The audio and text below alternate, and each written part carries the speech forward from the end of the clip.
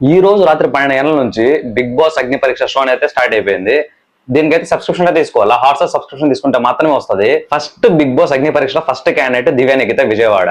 So ఈవిడ గురించి చెప్పమని చెప్తే ఈవిడ ఎంబీబీఎస్ స్టూడెంట్ అనమాట. సబ్జెక్ట్ బిగ్ బాస్ సెలెక్ట్ అయితే ఎంబీబీఎస్ ఒక 4 months హోల్ లో పడుతుంది, మీకు పర్లేదా అని అడిగితే సో ఇప్పుడు దానికి ఆవిడ చెప్పిన ఆన్సర్ ఏమంటే నేను స్టడీస్ అయితే మేనేజ్ చేయగలుగుతాను, సో నాకు బిగ్ బాస్ కి వెళ్ళాలని ఒక డ్రీమ్ అని చెప్పేసి అయితే ఆన్సర్ చేస్తాడు. అదైతే హైలైట్ అనమాట. నెక్స్ట్ క్వశ్చన్ శ్రీముఖి గారు అయితే అడుగుతారు, అంటే మీకు ఓవర్ కాన్ఫిడెంట్ ఏమన్నా అనిపించింది అని చెప్పేసి అంటే దానికి ఆవిడ చెప్పిన మాట ఓవర్ కాన్ఫిడెంట్ అని కాదు, నాకు కొంచెం నోడుదోలు అయితే ఉందని చెప్పేసి అయితే చెప్తారు. అంటే ఆ చిన్నప్పటి నుంచి మీరు అగ్రీ చేస్తారని అయితే ఆ చిన్నప్పటి నుంచి వచ్చింది కాబట్టి ఇంక దాన్ని ఓన్ చేసుకున్నాను నేనే. దీని తర్వాత అభిజిత్ గారు అడిగిన క్వశ్చన్, సో ఇక్కడ 4 members ప్రీవియస్ సీజన్స్ వాళ్ళు ఉన్నారు బిగ్ బాస్ వాళ్ళు, దీంట్లో వర్స్ట్ ఎవరు బెస్ట్ ఎవరు అని చెప్పేసి అడుగుతారు.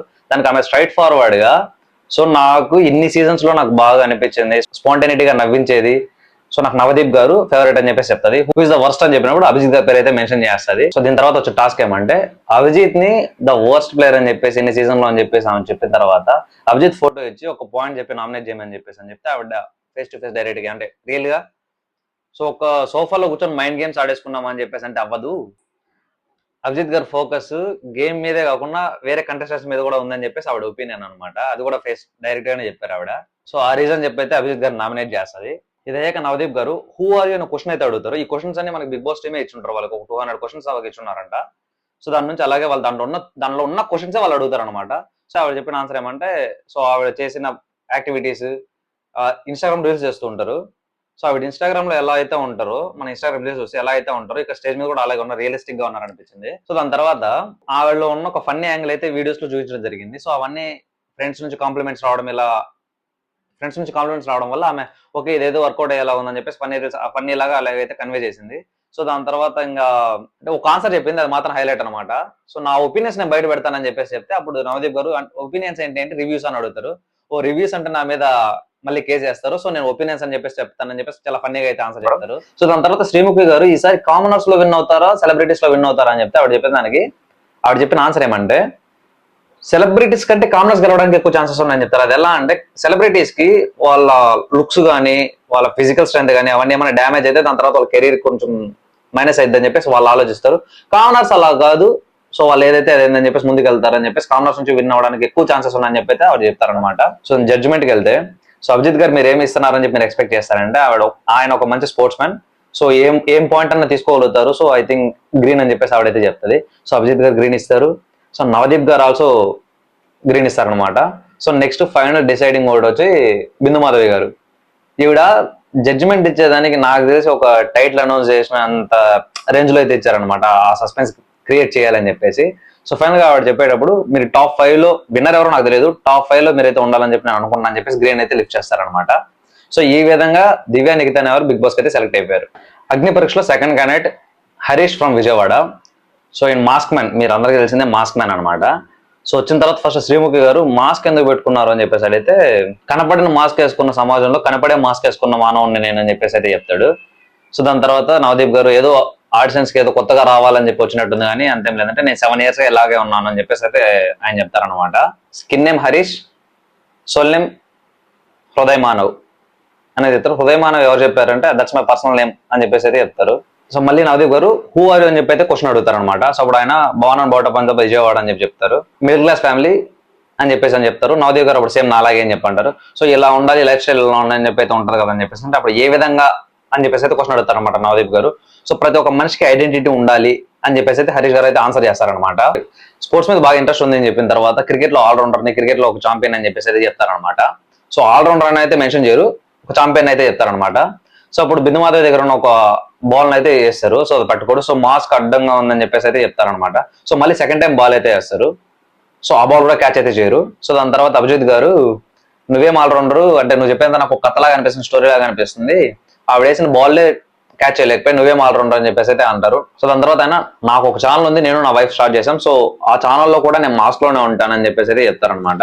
నవదీప్ గారు కాలేజు అంతా ఒక రూట్లోకి వెళ్ళింది. సో దాని తర్వాత నెక్స్ట్ ఏం జరిగింది అని అడిగితే నేను చిన్నప్పటి నుంచి చాలా కోపదార మనిషిని అని చెప్పేసి అని చెప్తే సో కోపం వస్తే ఏం చేస్తారు అని చెప్పేసి శ్రీముఖి గారు అయితే క్వశ్చన్ అడిగితే నేను కోపం నాలో అడ్డు పెట్టుకుని నేనైతే రివీల్ చేస్తానని చెప్పేసి అంటే సో అప్పుడు కొడతావరా అని అడుగుతారు అనమాట. సో బిందు మాధవ్ గారు కొడతారంటే అవును అంటాడు. సో అప్పుడు బిందు మాధవ్ గారు మీకు పెళ్ళైందని అడుగుతారు. అయిందని చెప్తారు. సో ఇప్పటికి మీ వైఫ్ పైన చెయ్యెత్తారా అని అయితే ఎత్తానని చెప్తారు. సో దాని తర్వాత శ్రీముఖి గారు మిమ్మల్ని మీరు టెస్ట్ చేసుకోవడం కోసం బిగ్ బాస్ కి వెళ్తున్నారా అని అడిగితే అప్పుడు అవును నాకే బిగ్ బాస్ అనేది నాకే పరీక్ష అని చెప్పేసి అయితే మన హృదయమానం అని చెప్పేసి ఆన్సర్ చేస్తారు. సో అప్పుడు బిందు మాధవ్ గారు స్టేజ్ మీద కొంచెం లూజర్ అనేసి అయితే ట్యాగ్ వేస్తారనమాట. అవును నేను లూజర్ లేదు, లాస్ట్ 7 years గా నేను లూజర్ అయితే చెప్తాడు. బిందు మాధవ్ గారు నాకు మీరు ఏం చెప్పింది ఇప్పటివరకు చెప్పింది సోది, take your mask of and talk అని చెప్తారు. సో అప్పుడు హృదయమానం మాస్క్ అయితే చేసి సో దిస్ ఈజ్ మీ అని చెప్పేసి అయితే ప్రొజెక్ట్ చేస్తాడు అనమాట. అందరికి ఫేస్ అయితే రివీల్ చేస్తాడు. ఫ్యూ మినిట్స్ లో నన్ను మీరు జడ్జ్ చేయగలరంటే మీరు దేవుళ్ళు ఉండాలని చెప్పేసి అయితే హృదయమానం చెప్తారు బిందు మాధవ్ గారికి. బిందు మాధవ్ గారు నేను దేవుని కాదని చెప్పేసి చెప్తారు. సో యువర్ రాంగ్ అని చెప్పేసి అయితే చెప్తారు అనమాట హృదయమానవ్ జడ్జెస్ ని. నెక్స్ట్ మనకి third contestant multi starrer Manmatha Raja. So ఇతను బిగ్ బాస్ లకి రావడం కోసం బయట వచ్చి ధర్నాలు చేయడం, కానీ ఆ స్టేజ్ మీదకి రావడమే ఏడ్చడం చాలా జాలి అనేది అనిపిస్తుంది. బిగ్ బాస్ టీం ఏదైతే ఉందో ఖచ్చితంగా ఇలాంటి ఏడ్చే వాళ్ళని ఇట్లా ధర్నాలు చేసే వాళ్ళని ఖచ్చితంగా అయితే తీసుకోము అని చెప్పేసి ప్రూవ్ చేయడం కోసం స్టేజ్ మీద పిలిచి మరీ అవమానించినట్టయితే నాకైతే అనిపించింది. ఎందుకంటే ఈ పర్సన్ అయితే తీసుకున్నట్టయితే నెక్స్ట్ సేమ్ ఇదే పర్సన్స్ ఇలాంటి వాళ్ళే కొంతమంది ధర్నాలు చేయడం, ఇలా ఏడ్చడం, స్టేజ్ మీదకి రావడం ఇలా అయితే జరుగుతాయని చెప్పేసి ఒక మంచి డెసిషన్ అయితే తీసుకున్నారు. సో దాని తర్వాత ఆయనకు ఒక టాస్క్ ఇచ్చారు, యాక్ట్ చేయమని చెప్పారు, యాక్ట్ చేశాడు. దాని తర్వాత మళ్ళీ వాళ్ళ పేరెంట్స్ చనిపోయారు అని చెప్పేసి చెప్పారు, పేరెంట్స్ చనిపోయారు. దాని తర్వాత తనకు పెళ్లి చేయాలి, నాకు పెళ్లి చేసే కూడా ఎవరు లేరని చెప్పేసి అది చెప్పారంటే మమ్మల్ని పెళ్లి చేయమంటాం అని చెప్పేసి నవదేవ్ గారు అయితే ఒక సెటర్ అని చెప్పి అయితే వేస్తారనమాట. అంటే ఇలా ఏడ్చి ధర్నాలు చేసి బిగ్ బాస్ రావాలనుకున్న వాళ్ళు రిజెక్ట్ చేస్తారు బిగ్ బాస్ టీం అని చెప్పేసి తెలియడం కోసమే అతన్ని స్టేజ్ మీద పిలిచారు అని అయితే నాకైతే అనిపించింది. నెక్స్ట్ వచ్చిన కంటెస్టెంట్ సయ్యద్ అబు, మనకి రైల్వే కోడూరు దగ్గర తిరుపతి దగ్గర ఒక చిన్న విలేజ్ అనమాట. రైల్వే కోడూరు నుంచి వచ్చాడు. అతను 2016 కానీ 17 కానీ 18 ఇట్లా సమ్ ఇయర్స్ ఏవో ఒక మోడలింగ్ లో కానీ ఒక బాడీ బిల్డింగ్ లో కానీ ఒక సమ్ సిల్వర్ మెడల్ అయితే తీసుకొచ్చాడు మన కంట్రీకి. సో అతను చూడడానికి చాలా బాగున్నాడు, లుక్స్ బాగున్నాయి, కాకపోతే కొంచెం ఇన్నోసెంట్ గా అనిపిస్తారు. ఇప్పుడు ఏవైతే అభిజిత్ చెప్పారో క్వాలిటీస్ ఇన్నోసెంట్ గా అనిపిస్తున్నా అంటే నెక్స్ట్ రౌండ్ లో చూద్దామని చెప్పేసి అయితే చెప్తారనమాట. సో నెక్స్ట్ రౌండ్ లో చూడడం కోసమే వాళ్ళైతే రెడ్ ఇచ్చారు. సో బిందు మాధవ్ గారు అయితే గ్రీన్ రెడ్ రెండు ఇచ్చారు. దాని తర్వాత గ్రీన్ అయితే దించేసారు, రెడ్ అయితే ఇచ్చారు అనమాట ఫైనల్ గా. దాని తర్వాత నవదీప్ గారు మాత్రమే గ్రీన్ ఇచ్చారు, నెక్స్ట్ రౌండ్ లో చూద్దామని చెప్పేసి. సో ఆ ఇన్నోసెన్స్ ఏదైతే ఉందో, ఫర్ ఎగ్జాంపుల్ ఒకసారి నేను ఎవరితో ఫైట్ చేయను కలుపుకొని పోతాను అని చెప్పేసి మాట్లాడతారు. దాని తర్వాత ఫైట్ చేయకపోతే ఎలా అంటే దాని తర్వాత నేను కూడా ఫైట్ చేస్తాను. సో ఆ స్టెబిలిటీ ఉండాలని చెప్పేసి నెక్స్ట్ రౌండ్ లో చూద్దామని చెప్పేసి అయితే చెప్తారనమాట. ఫైనల్ గా ప్రసన్న కుమార్ అయితే వచ్చారనమాట. ట్రూ ఇన్స్పైరింగ్ స్టోరీ అబ్బా. మనకు కాల్ నుండి మనం సాధించలేంది, అతనికి ఒక కాల్ లేకున్నా బ్లేడ్ మారథాన్ లో విన్ అవ్వడం, హార్స్ రైడింగ్ చేయడం, బైక్ ట్రావెల్ చేయడం, ఒక ఫోటోగ్రఫీతో స్టార్ట్ చేశారు. కాకపోతే అతను ఒక హ్యాండిక్యాప్డ్ డిజేబిలిటీ ఉందని చెప్పేసి ఎవరికైతే సింపతి కార్డ్ అయితే యూజ్ చేయలేదు. ఏదో సిచ్యువేషన్ వచ్చినప్పుడు ఇలా బ్లేడ్ మారథాన్ చేశానంటే అప్పుడు నవదీప్ గారు అడిగితే తప్ప ఆ లెగ్ ఇంజూరీ అయితే చెప్పలేదన్నమాట. సో ఆయన న్యూజిలాండ్ ఎక్కడికి వెళ్ళడానికి వెళ్తుంటే, ఫ్రెండ్స్ తో షాపింగ్ వెళ్ళడానికి వెళ్తుంటే, సో అప్పుడైతే యాక్సిడెంట్ అవ్వడం వల్ల ఒక థై నుంచి కింద వరకు లెగ్ అయితే ఉండదు. దాని తర్వాత అంటే కాళ్ళు లేకుండా ఉండి ఇంత అచీవ్ చేయాలంటే మెంటల్ స్ట్రెంత్ అనేది చాలా ఉండాలా. సో ఆయనకైతే టూ మచ్ ఉంది. సో ఆయన దగ్గర నుంచి మనం నేర్చుకోవాల్సిన చాలా ఉంది. అతను బిగ్ బాస్ హౌస్ లో ఉంటే ఇంకా జనాలు ఇన్స్పైర్ చేసే ఛాన్సెస్ చాలా ఉంటాయని చెప్పేసి నవదీప్ గారు స్టార్టింగ్ లోనే గ్రీన్ ఇచ్చారు, బిందు మాధవ్ గారు గ్రీన్ ఇచ్చారు, అభిజిత్ గారు కూడా గ్రీన్ ఇచ్చారు. సో జడ్జెస్ అయితే ఒక్కొక్కరిని సెలెక్ట్ చేసే పాయింట్స్ అయితే చాలా బాగున్నాయి. ఒక్కొక్కరిని సెలెక్ట్ చేసే పాయింట్స్ హైలైట్ ఉన్నాయి. సో దివ్య నిఖిత గారిని కావచ్చు, ప్రియా గారిని అయితే హోల్లో పెట్టారు. సో దాని తర్వాత ప్రసన్న గారిని బిగ్ బాస్ హౌస్ లోకి పంపించలేకపోతే అదే మా దురదృష్టం అని చెప్పేసి నవదీప్ గారు చెప్తారు.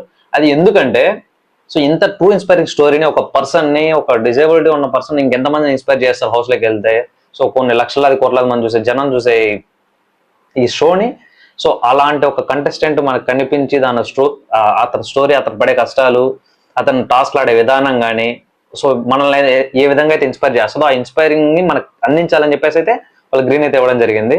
సో ఇప్పటి వరకు అయితే మనకి దివ్య నిఖిత గారు గుడ్, ప్రసన్న కుమార్ అయితే 2 గుడ్ అనమాట నాకు అనిపించిన రివ్యూ అయితే. సో ఇది నా ఫస్ట్ రివ్యూ అనమాట బిగ్ బాస్ అగ్ని పరీక్ష మీద.